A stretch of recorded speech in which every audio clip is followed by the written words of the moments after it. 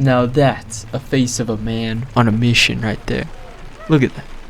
He's clearing the window. He needs the best possible view to keep his kids safe from harm's way.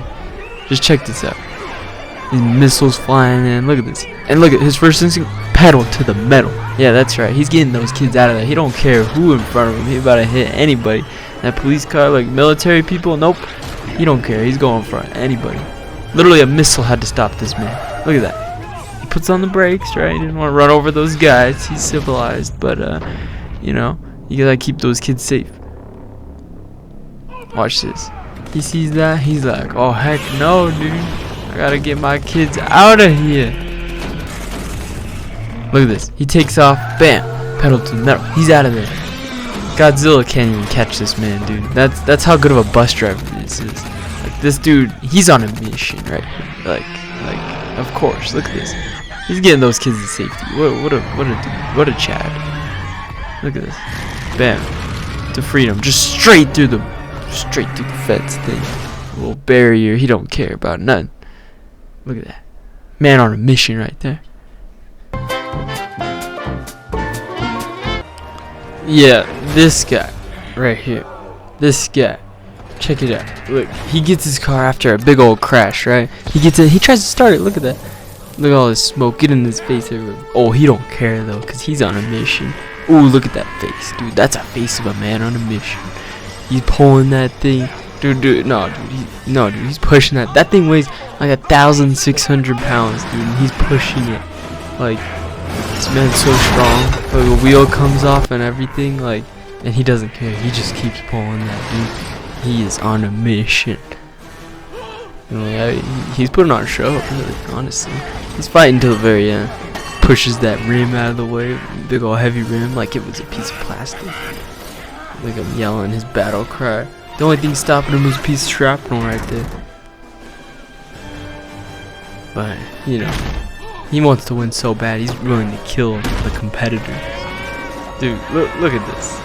He jumps for it. He literally jumps.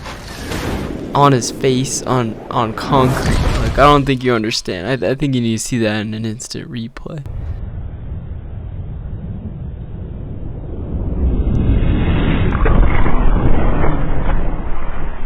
Man on a mission. I don't know if I can think of a more consistent man than Gronkowski himself. I mean, he's been trying to get this USAA for so long. Like, he's tried every single way. He's called every single employee. There's like he's done this. He's a connoisseur of calling USAA. And poor guy, he still hasn't got it. But he is special.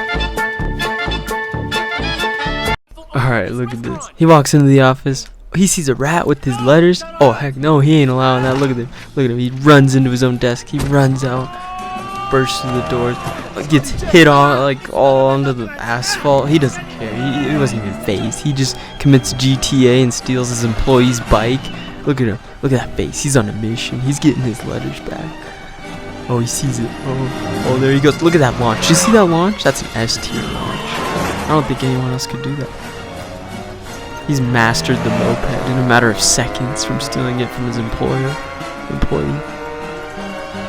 He tries to get it. Nope. Falls down the stairs. Look at this. Bam. Ooh. He must have broke his back right there. But no, he can't even feel it. Look at this. On a mission. You see that face? That little face? Yeah. On a mission. He sees little rat Jimmy running up there.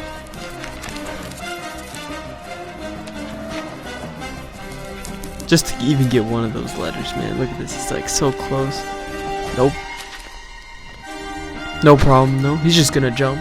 I calculated this is about like a 7-foot jump. Did you see that? He's a parkour master. This guy, he is crazy. You don't want to mess with him.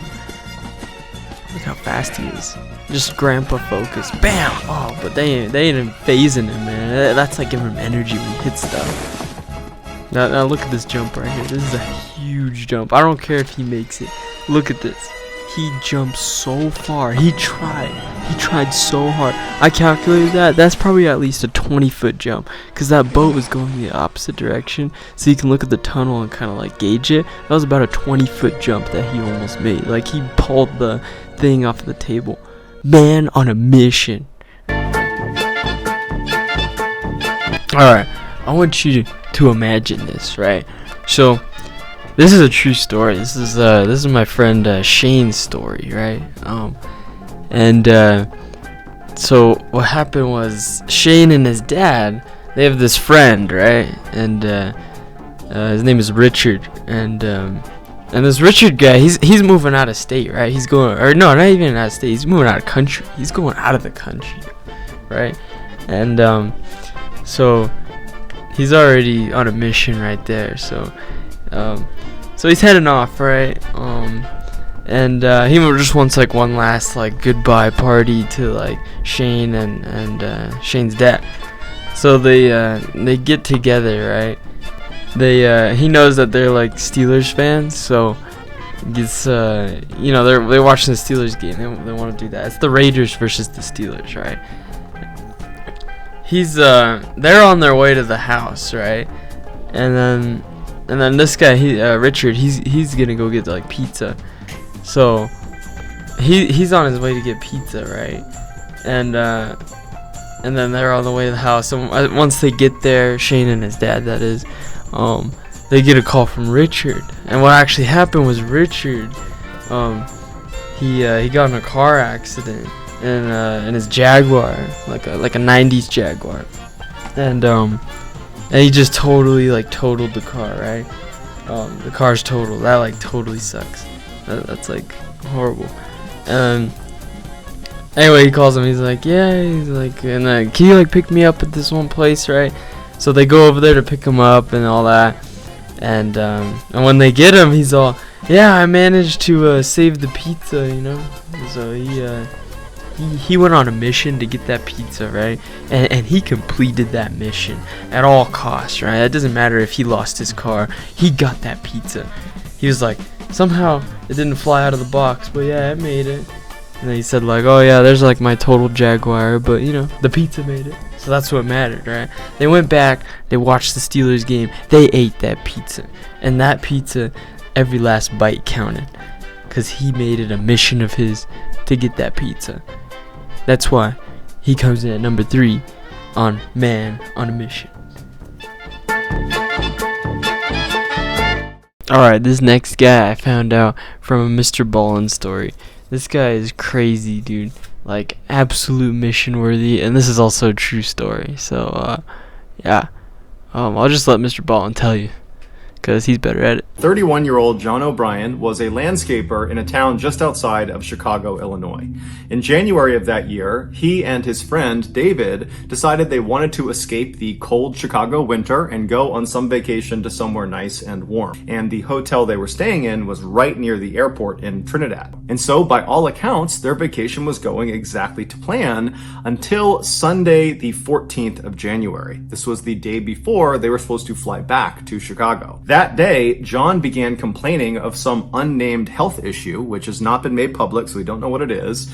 And so by the time John got back to the hotel and saw David, David would later remark that John was not only distraught about not having this medication, but John was disoriented. Like whatever this health issue was, it was starting to manifest itself in this kind of disoriented state that John was in because it was not being treated. But eventually, David decided that John was okay enough that they did not need to call a hospital or call a doctor, and the two men decided to just go to bed. But about an hour to maybe an hour and a half after David had fallen asleep, he wakes up to some man standing next to his bed, choking him. He's grabbing his throat and throttling him. And so David has no time to respond to what's going on. He just starts grabbing this guy's hands and he manages to push them off of him. And then this guy who's standing next to his bed grabs the lamp next to him and smashes David with it. David, from getting hit, falls out of the bed. He lands on the ground, and this guy, his attacker, jumps on top of him, and the two men are fighting. But eventually, David manages to overpower this guy and he kicks him off. And as soon as he does that, he realizes this guy that's been attacking him is John.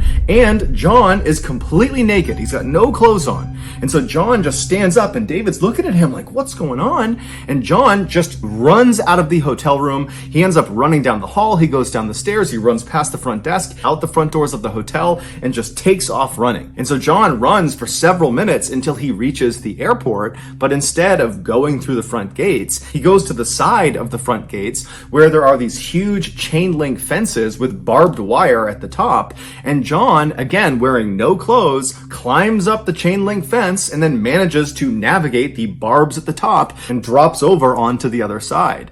But John was on this kind of deranged mission, so he stands up, and instead of trying to get back out again, he turns and climbs the next fence, the one that is closer to the airport. And so he climbs up this fence, he manages to get past all the barbed wire at the top, and he drops into the parking lot on the other side. He stands up and just continues running towards the main building of the airport. But between him and the main building of this airport is this huge concrete wall that doesn't look like it has any place to grab onto to climb over it. But John runs up to this wall and manages to climb up and over the wall. And where he landed on the other side was right next to this security guard shack. And so he comes crashing down, and the 4 security guards that are in this shack, they see him come over the wall. They see this naked guy just suddenly appear, and so they charge out to apprehend him and figure out what's going on. But John apparently attacked them. We don't know exactly what he did, but he managed to overpower all 4 of them, and he stole their 4-wheel drive vehicle. And so John just bombs away from the security guard shack with the 4 security guards chasing him on foot.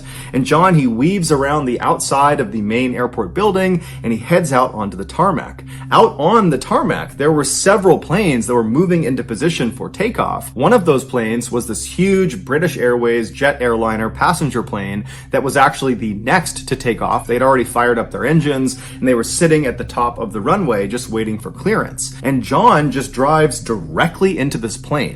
But the vehicle he was driving, this little 4-wheel drive vehicle, it was not tall enough to actually strike the main body of this plane. So instead, when he hit this plane, he basically got wedged underneath one of the wings. At this point, the 4 security guards that had been attacked and had their vehicle stolen from them, I mean, they're running towards the tarmac, but they've also alerted other security personnel in the airport who are all streaming out onto the tarmac towards this British Airways plane and this vehicle and John. And so as they are descending on the scene, the security guards would see John from the passenger seat of this 4-wheel drive vehicle. He stands up and they can see he's got a pretty nasty cut on his shoulder. And John reaches up and starts rubbing his hand on the underside of the plane, which had been damaged from running into it. And there was oil leaking off the underside of this plane. And John began rubbing this oil around and then dabbing it into his big wound on his shoulder. And then after packing it with this oil, John leapt out of the wrecked 4-wheel drive vehicle and then just took off running away from all these security guards and away from this plane. And in the chaos of this moment, all these security guards and all the airport personnel that were descending on this scene, they managed to lose sight of John. He disappeared on the backside of this plane. And so all these security guards and airport personnel, they come to a stop about 100 feet away from this plane and this wrecked vehicle, and they're just kind of staring at it, wondering, what are we going to do next? They're calling other agencies to come in and assist with this situation, when all of a sudden somebody notices John about 300 feet away on the other side of the plane. He comes out from behind a building, and so he's running towards the plane, he's running towards this wall of security guards and other airport staff, and John, he manages to get all the way up to the plane before anybody can come up and apprehend him. And when he reaches the plane, he stops for a second, looks up at the engine of this airplane that's still spinning, it's been turned on, and John jumps into the engine, and instantaneously John ceases to exist. He is completely decimated. If that's not a man on a mission, I just don't know what is. I mean, come on. The dude, outran, 4 security guards and stole their vehicle, just like that. He just hopped over 2 barbed wire fences. What a man on a mission, right? Definitely number 2, especially because it's a true story.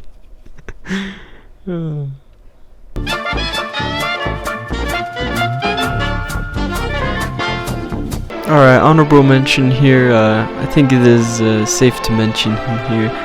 Tuco from Good, Bad, and Ugly at the very end. I mean, just look at him. He's looking at every single grave in that gravesite. There's so many graves.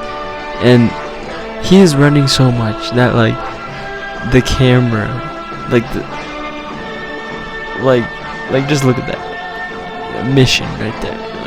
he's on such a mission that like it's gonna make you dizzy how much of a mission he's on. Like a dizzy one for sure. But look at that. Man, just running around. It's like about to pass out, you know? Like, there you go. He found it. He completed his mission. There you go. Honorable mention. Alright, on to number 1. Alright. Here we go. Number 1. Okay, Mandalore terrorist. Alright. Let's take a second to look at what happened before this. Before I play the clip. So, he blew up this part of the city, right? And he was just in the crowd blending in, right? But he was on a mission. He was on the most mission out of anybody. So he left. He ran.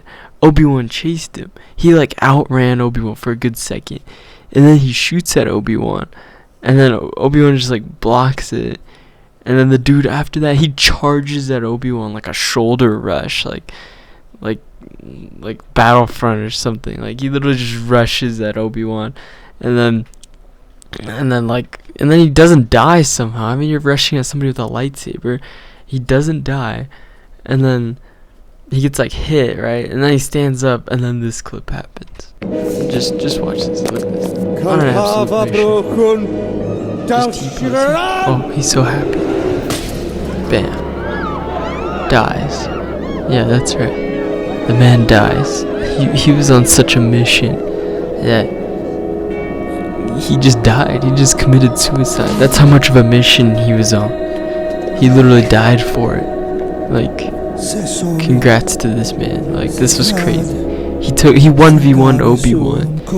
Like the great Obi-Wan that took out like everybody.